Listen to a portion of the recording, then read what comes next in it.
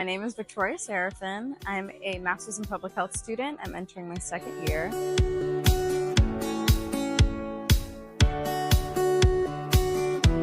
program is super flexible to accommodate various schedules. I remember when I first started in the Scholar Program, there were a lot of events on Saturdays that I wasn't able to attend.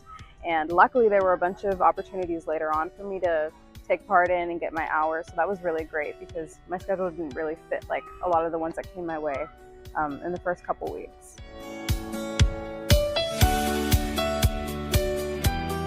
The more hands-on experiential opportunities that I can think of is the Gainesville Fire and Rescue Community Resource Paramedicine Program and their ride-alongs. It's an opportunity for students to get to go around with the paramedicine team and shadow EMTs and paramedicine techs as they go around in the community and they deal with things like community health, chronic disease management, substance abuse, and also just like homelessness prevention and outreach. That was really cool because we got the chance to like take notes and actually have patient encounters. It was really an eye-opening experience.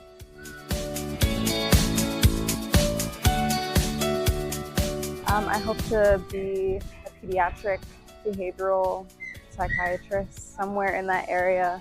And I hope to open up my own practice actually in an area that's medically underserved because pediatrics is one of those areas where they don't really have a lot of resources. I know we target adults a lot, but we don't always target kids, so I'd love to target that in the future. For someone who's unfamiliar with the program, I would say that the structure is rural healthcare and seeing how we can, lend our services to those rural populations, whether that be through like a wide variety of disciplines. So whether that's actually going out and helping, or if it's getting certified in mental health first aid, or if it's going to trainings and getting yourself trained in substance abuse and substance abuse outreach. I'd say that that's probably the structure and the focus of the program, and that it's pretty flexible to fit your schedule because they know that we're students and they know that we have a million and one other things to do. In the future, I hope to go into medicine and become a provider, and I think that the skills I've learned here will help me connect with different populations and also understand that medicine is not just an individualized thing, but it can be a population-based thing as well. So I think that the skills that I've learned here will help me with a wide range of patient populations. I would say don't worry about it being too burdensome because it's not. Although we have 40 hours of didactic work to do and we have 40 hours of experiential learning to do, it's really not that cumbersome when you look at the year that we have to do it. We go from the fall semester up until about the end of the spring semester, which is actually a lot of time to complete both 40 hours.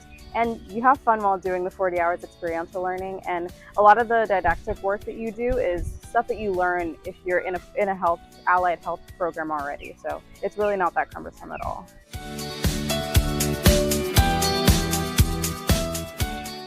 I've actually gotten the chance to talk to a lot of doctors and medical professionals, and it's been a great way to talk to them about how they got to where they are, what they recommend for any up-and-coming medical professionals, and it's been a great way to get their numbers and to reach out to them later just if you have any questions or concerns about anything in your future path.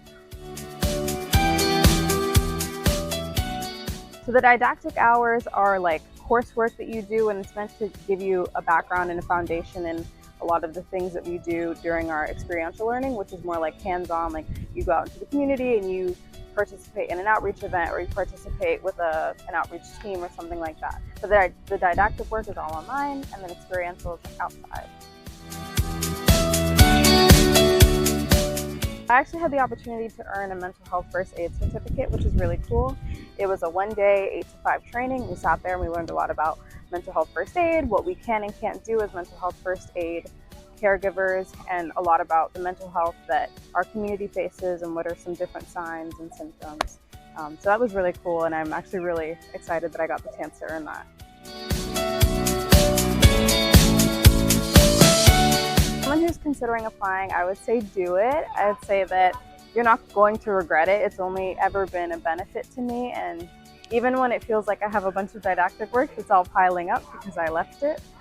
It really is not bad at all, and I think that it's it's a great addition to the work that you get to do in your programs, and it'll be good on your resume for any other jobs or experiences that you hope to apply for later.